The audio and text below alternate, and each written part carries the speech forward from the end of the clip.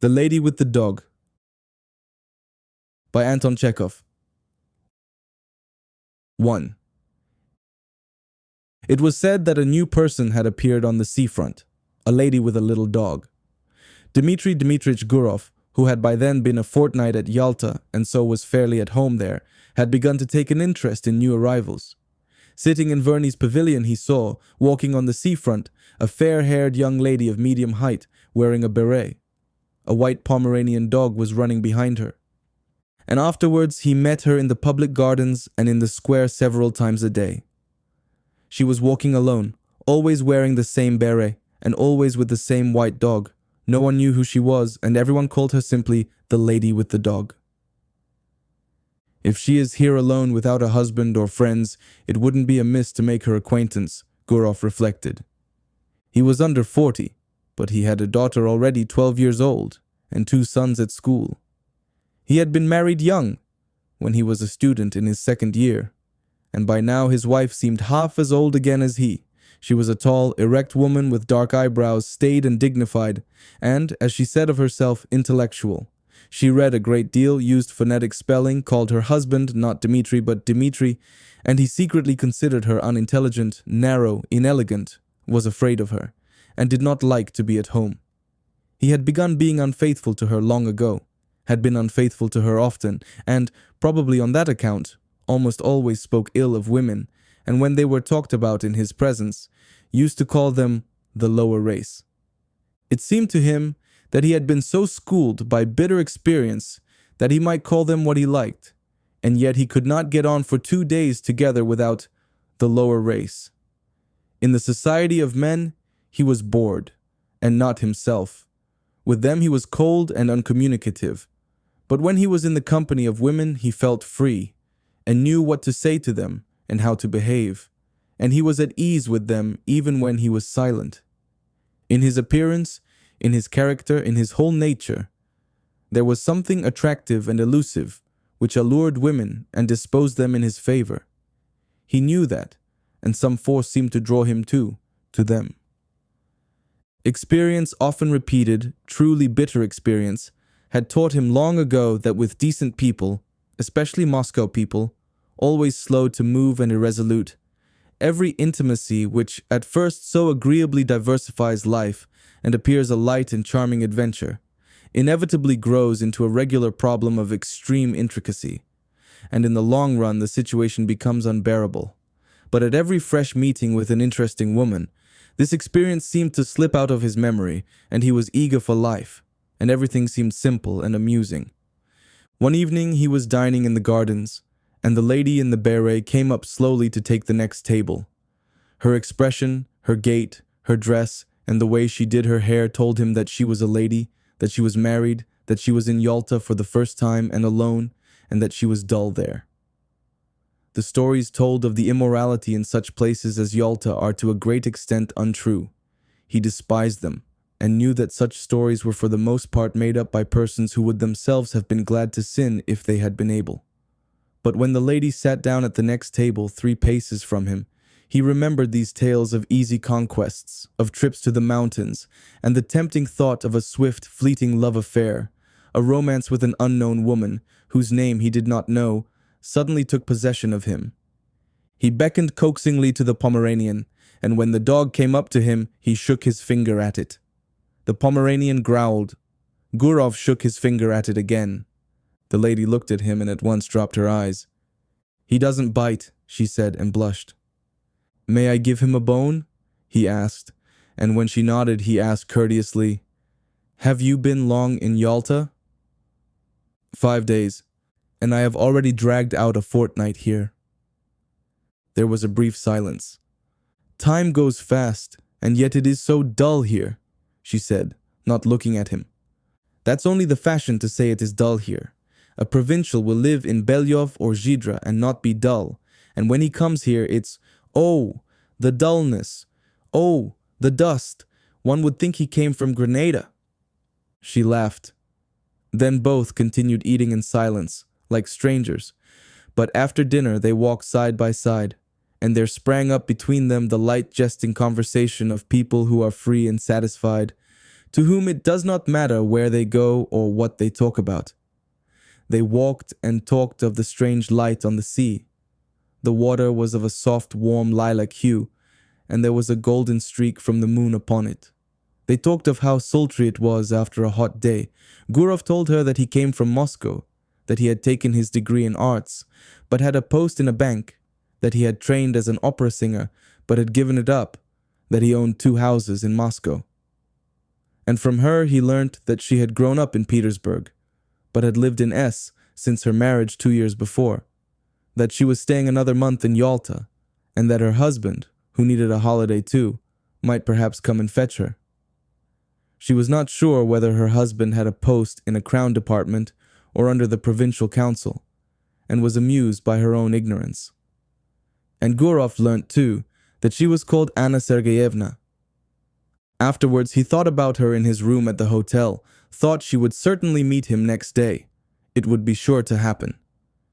As he got into bed, he thought how lately she had been a girl at school, doing lessons like his own daughter. He recalled the diffidence, the angularity that was still manifest in her laugh and her manner of talking with a stranger. This must have been the first time in her life she had been alone in surroundings in which she was followed, looked at, and spoken to merely from a secret motive which she could hardly fail to guess. He recalled her slender, delicate neck, her lovely gray eyes. There's something pathetic about her anyway, he thought, and fell asleep. 2. A week had passed since they had made acquaintance. It was a holiday. It was sultry indoors, while in the street the wind whirled the dust round and blew people's hats off. It was a thirsty day, and Gurov often went into the pavilion and pressed Anna Sergeyevna to have syrup and water or an ice. One did not know what to do with oneself. In the evening, when the wind had dropped a little, they went out on the groyne to see the steamer come in. There were a great many people walking about the harbor. They had gathered to welcome someone, bringing bouquets.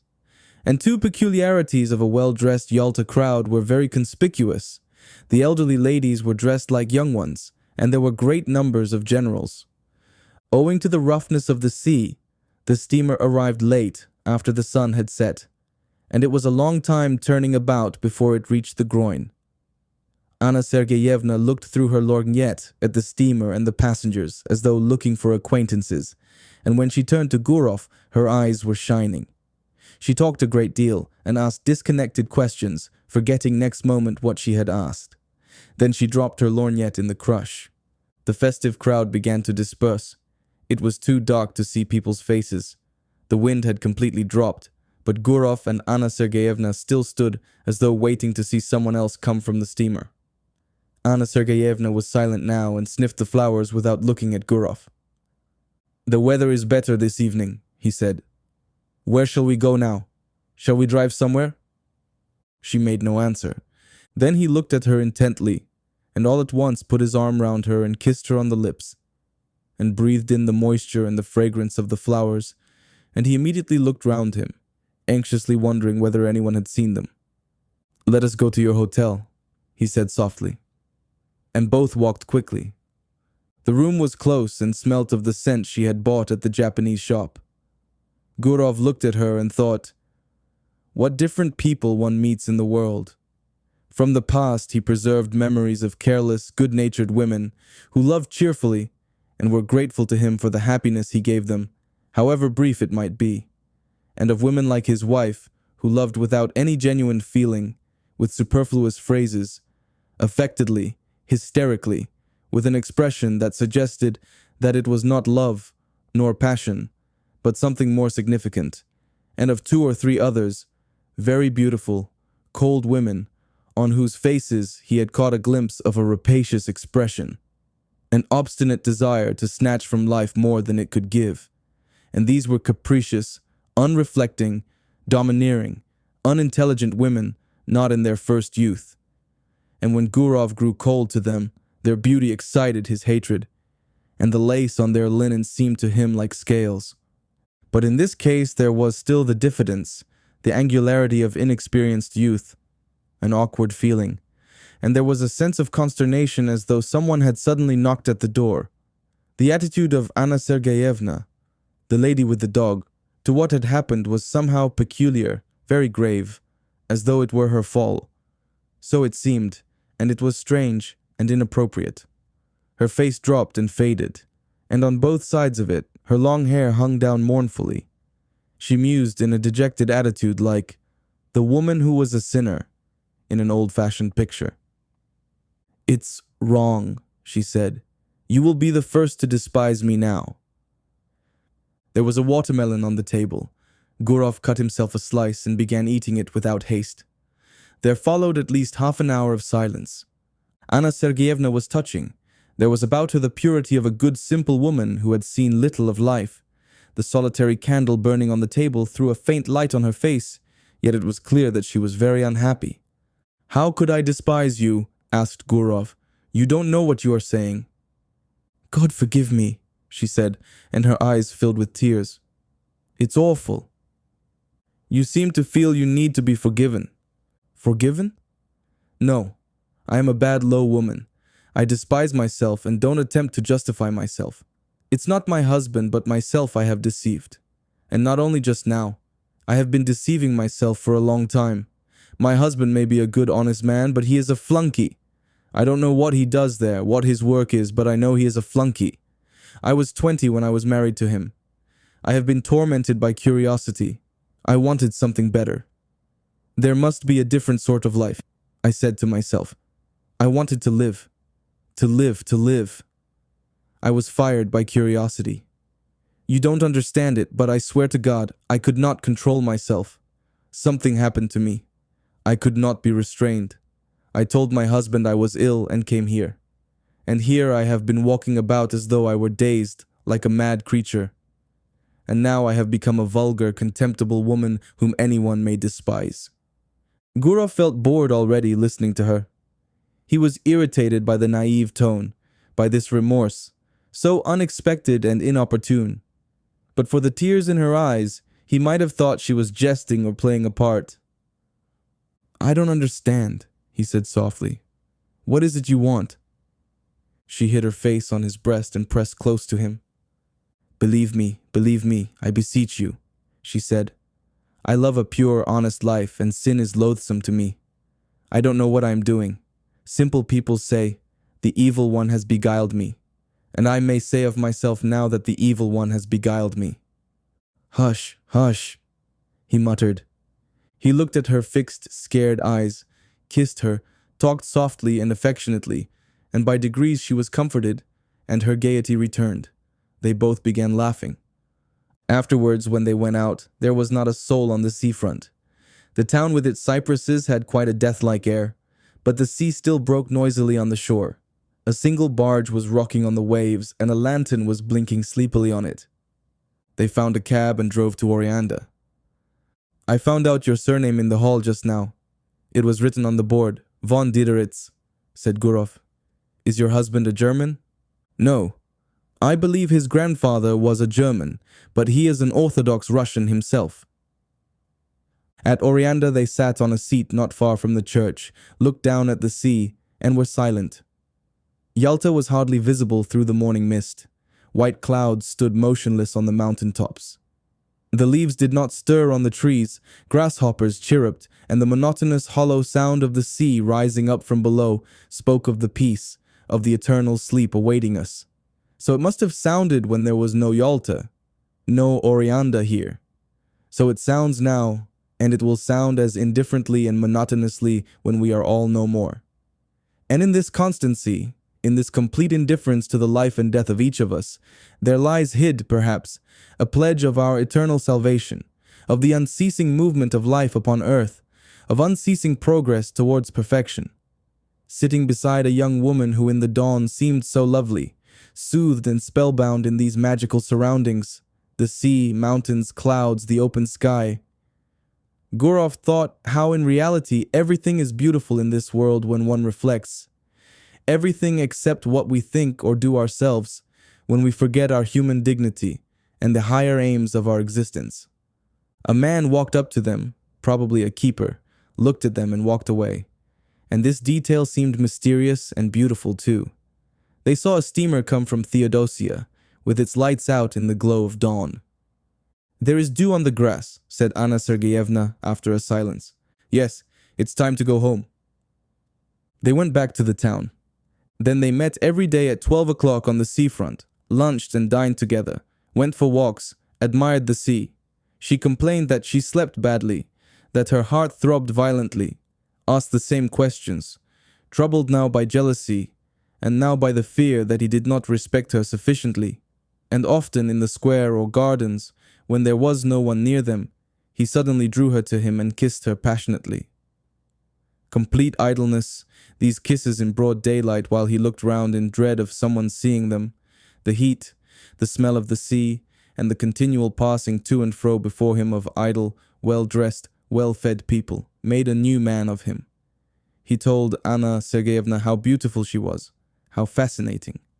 He was impatiently passionate. He would not move a step away from her, while she was often pensive and continually urged him to confess that he did not respect her, did not love her in the least, and thought of her as nothing but a common woman. Rather late almost every evening they drove somewhere out of town, to Oreanda or to the waterfall, and the expedition was always a success. The scenery invariably impressed them as grand and beautiful.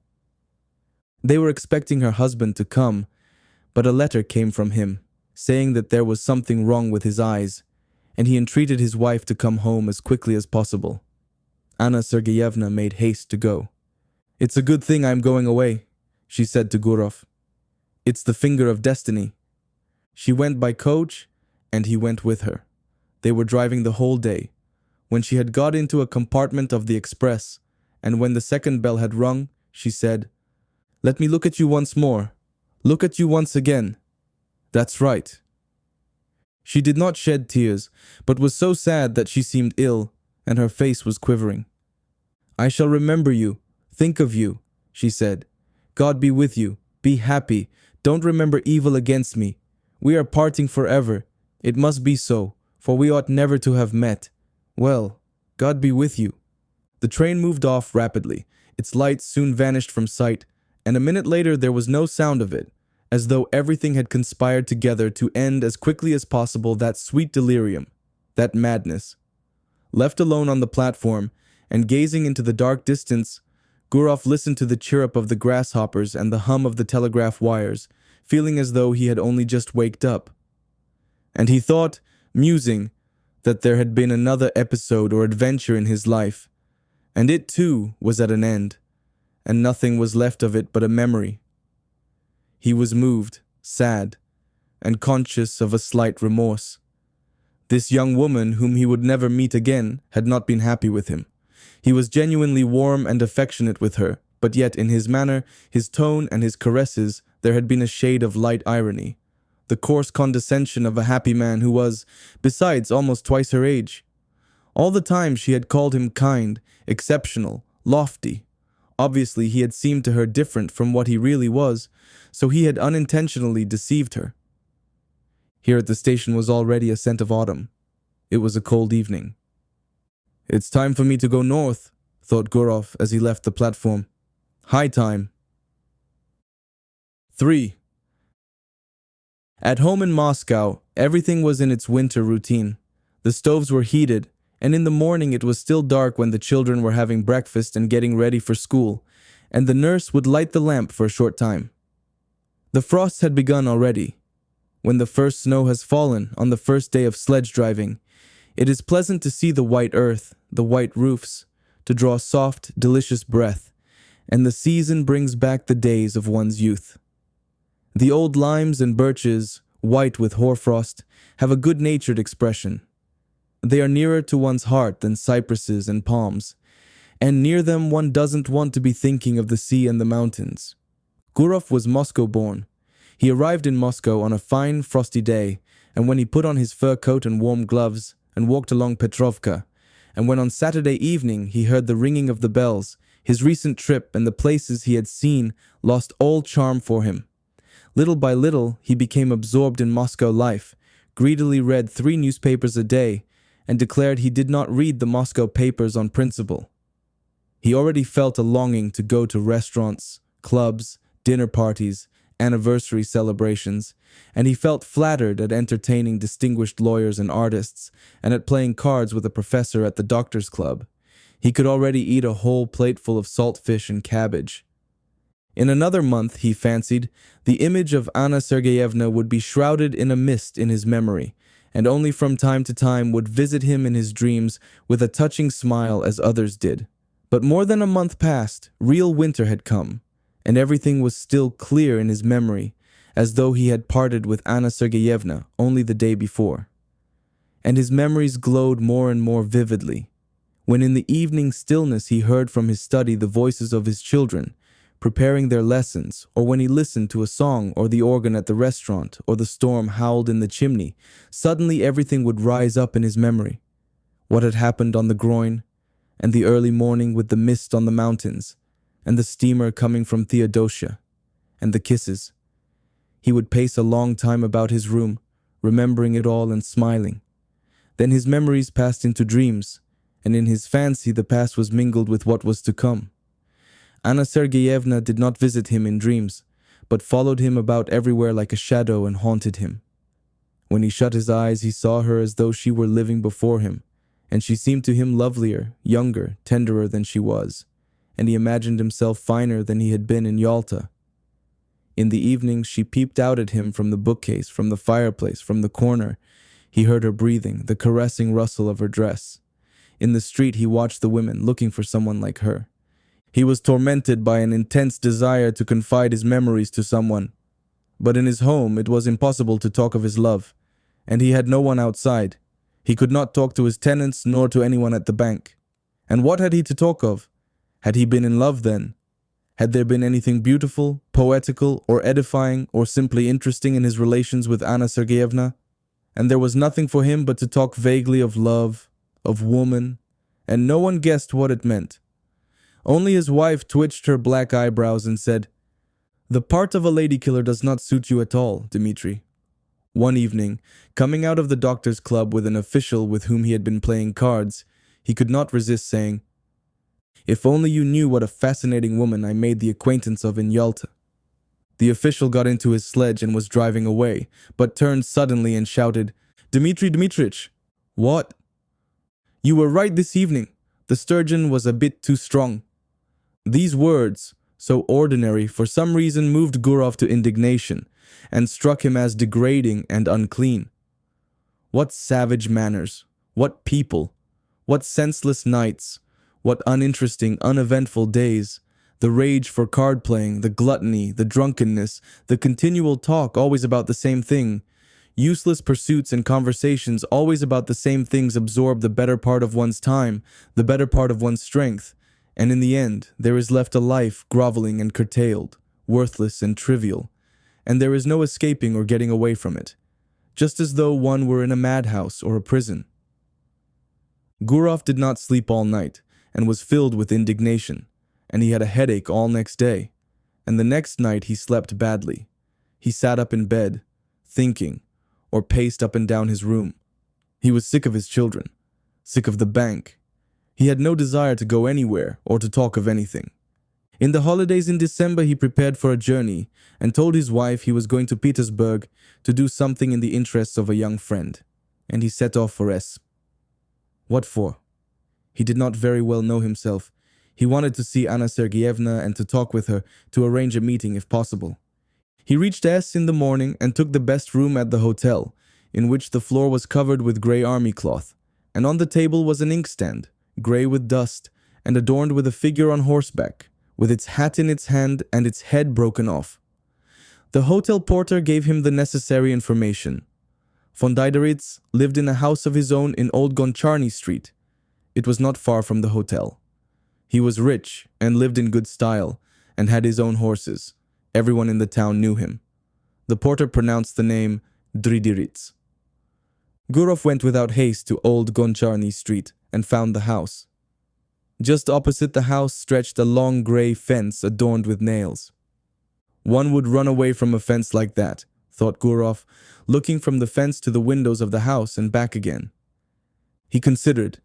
Today was a holiday, and the husband would probably be at home. And in any case, It would be tactless to go into the house and upset her. If he were to send her a note, it might fall into her husband's hands, and then it might ruin everything. The best thing was to trust to chance, and he kept walking up and down the street by the fence, waiting for the chance. He saw a beggar go in at the gate and dogs fly at him. Then an hour later he heard a piano, and the sounds were faint and indistinct. Probably it was Anna Sergeyevna playing. The front door suddenly opened, and an old woman came out, followed by the familiar white Pomeranian. Gurov was on the point of calling to the dog, but his heart began beating violently, and in his excitement he could not remember the dog's name. He walked up and down and loathed the grey fence more and more, and by now he thought irritably that Anna Sergeyevna had forgotten him, and was perhaps already amusing herself with someone else, and that was very natural in a young woman who had nothing to look at from morning till night but that confounded fence. He went back to his hotel room and sat for a long while on the sofa, not knowing what to do. Then he had dinner and a long nap. How stupid and worrying it is, he thought, when he woke and looked at the dark windows. It was already evening. Here, I've had a good sleep for some reason.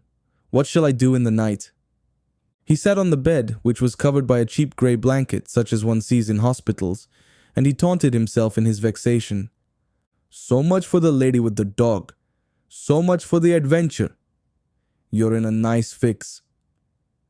That morning at the station, a poster in large letters had caught his eye. The geisha was to be performed for the first time. He thought of this and went to the theater. It's quite possible she may go to the first performance, he thought. The theater was full. As in all provincial theaters, there was a fog above the chandelier. The gallery was noisy and restless.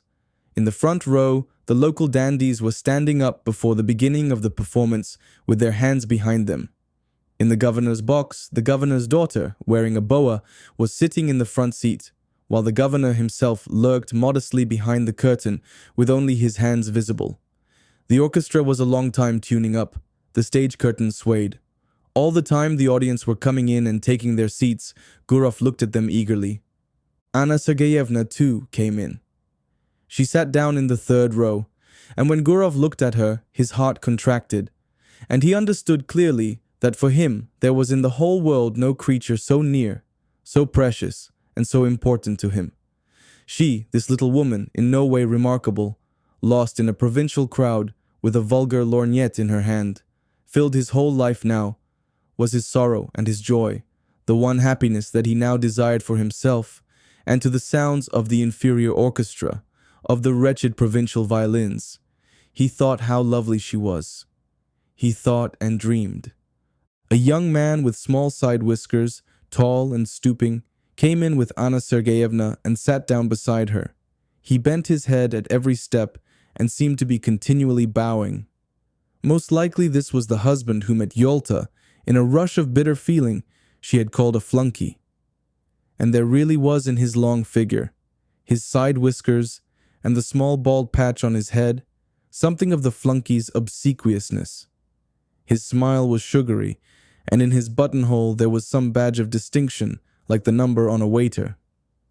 During the first interval, the husband went away to smoke. She remained alone in her stall. Gurov, who was sitting in the stalls too, went up to her and said in a trembling voice with a forced smile, "Good evening." She glanced at him and turned pale, then glanced again with horror, unable to believe her eyes, and tightly gripped the fan and the lorgnette in her hands, evidently struggling with herself not to faint. Both were silent. She was sitting, he was standing, frightened by her confusion, and not venturing to sit down beside her. The violins and the flute began tuning up. He felt suddenly frightened. It seemed as though all the people in the boxes were looking at them. She got up and went quickly to the door. He followed her, and both walked senselessly along passages, and up and down stairs, and figures in legal, scholastic, and civil service uniforms, all wearing badges, flitted before their eyes. They caught glimpses of ladies, of fur coats hanging on pegs. The drafts blew on them, bringing a smell of stale tobacco. And Gurov, whose heart was beating violently, thought, "Oh heavens, why are these people here in this orchestra?"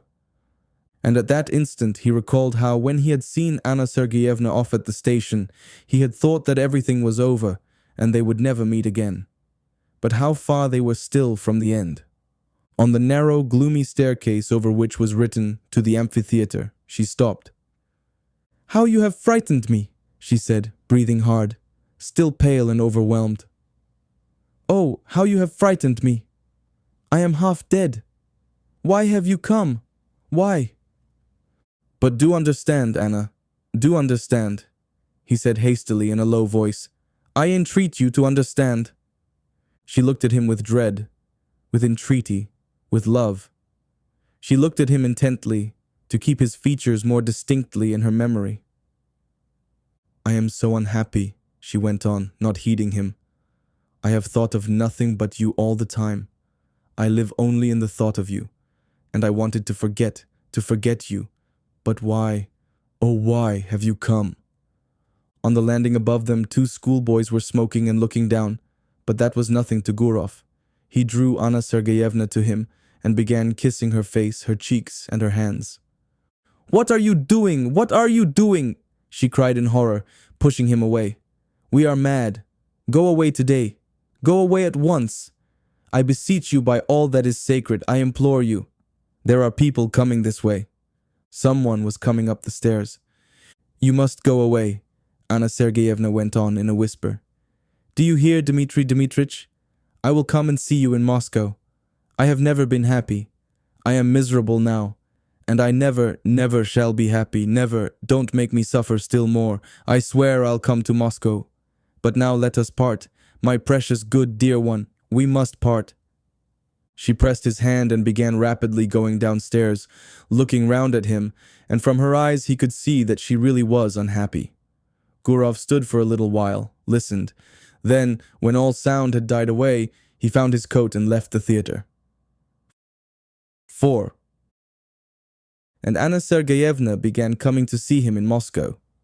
Once in 2 or 3 months she left S, telling her husband that she was going to consult a doctor about an internal complaint, and her husband believed her and did not believe her. In Moscow she stayed at the Slaviansky Bazaar Hotel, and at once sent a man in a red cap to Gurov. Gurov went to see her, and no one in Moscow knew of it. Once he was going to see her in this way on a winter morning. The messenger had come the evening before when he was out. With him walked his daughter, whom he wanted to take to school. It was on the way. Snow was falling in big wet flakes. "It's 3 degrees above freezing point, and yet it is snowing," said Gurov to his daughter. "The thaw is only on the surface of the earth. There is quite a different temperature at a greater height in the atmosphere." "And why are there no thunderstorms in the winter, father?" He explained that too. He talked, thinking all the while that he was going to see her, and no living soul knew of it, and probably never would know. He had 2 lives. One, open, seen and known by all who cared to know, full of relative truth and of relative falsehood, exactly like the lives of his friends and acquaintances, and another life running its course in secret. And through some strange, perhaps accidental conjunction of circumstances, everything that was essential, of interest, and of value to him, everything in which he was sincere and did not deceive himself, everything that made the kernel of his life, was hidden from other people. And all that was false in him, the sheath in which he hid himself to conceal the truth. Such, for instance, as his work in the bank, his discussions at the club, his lower race, his presence with his wife at anniversary festivities, all that was open. And he judged of others by himself, not believing in what he saw, and always believing that every man had his real, most interesting life under the cover of secrecy and under the cover of night. All personal life rested on secrecy, and possibly it was partly on that account that civilized man was so nervously anxious that personal privacy should be respected. After leaving his daughter at school, Gurov went on to the Slaviansky Bazaar. He took off his fur coat below, went upstairs, and softly knocked at the door. Anna Sergeyevna, wearing his favorite gray dress, exhausted by the journey and the suspense, had been expecting him since the evening before. She was pale. She looked at him and did not smile, and he had hardly come in when she fell on his breast. Their kiss was slow and prolonged, as though they had not met for 2 years. "Well, how are you getting on there?" he asked. What news? Wait, I'll tell you directly. I can't talk. She could not speak. She was crying. She turned away from him and pressed her handkerchief to her eyes. Let her have her cry out. I'll sit down and wait, he thought, and he sat down in an armchair. Then he rang and asked for tea to be brought him, and while he drank his tea, she remained standing at the window with her back to him. She was crying from emotion, from the miserable consciousness that their life was so hard for them. They could only meet in secret, hiding themselves from people like thieves. Was not their life shattered? Come, do stop, he said. It was evident to him that this love of theirs would not soon be over, that he could not see the end of it. Anna Sergeyevna grew more and more attached to him. She adored him, and it was unthinkable to say to her that it was bound to have an end someday. Besides, she would not have believed it. He went up to her and took her by the shoulders to say something affectionate and cheering, and at that moment he saw himself in the looking-glass. His hair was already beginning to turn gray, and it seemed strange to him that he had grown so much older, so much plainer during the last few years. The shoulders on which his hands rested were warm and quivering. He felt compassion for this life, still so warm and lovely, but probably already not far from beginning to fade and wither like his own. Why did she love him so much? He always seemed to women different from what he was, and they loved in him not himself, but the man created by their imagination, whom they had been eagerly seeking all their lives. And afterwards, when they noticed their mistake, they loved him all the same. And not one of them had been happy with him. Time passed, he had made their acquaintance, got on with them, parted, but he had never once loved. It was anything you like, but not love. And only now when his head was gray, he had fallen properly, really in love, for the first time in his life. Anna Sergeyevna and he loved each other like people very close and akin, like husband and wife, like tender friends. It seemed to them that fate itself had meant them for one another, and they could not understand why he had a wife and she a husband, and it was as though they were a pair of birds of passage, caught and forced to live in different cages. They forgave each other for what they were ashamed of in their past. They forgave everything in the present, and felt that this love of theirs had changed them both. In moments of depression in the past, he had comforted himself with any arguments that came into his mind, but now he no longer cared for arguments. He felt profound compassion. He wanted to be sincere and tender. "Don't cry, my darling," he said. "You've had your cry, that's enough. Let us talk now. Let us think of some plan." Then they spent a long while taking counsel together, talked of how to avoid the necessity for secrecy, for deception, for living in different towns and not seeing each other for long at a time. How could they be free from this intolerable bondage? How? How? He asked, clutching his head. How? And it seemed as though in a little while the solution would be found, and then a new and splendid life would begin. And it was clear to both of them that they had still a long, long road before them, and that the most complicated and difficult part of it was only just beginning.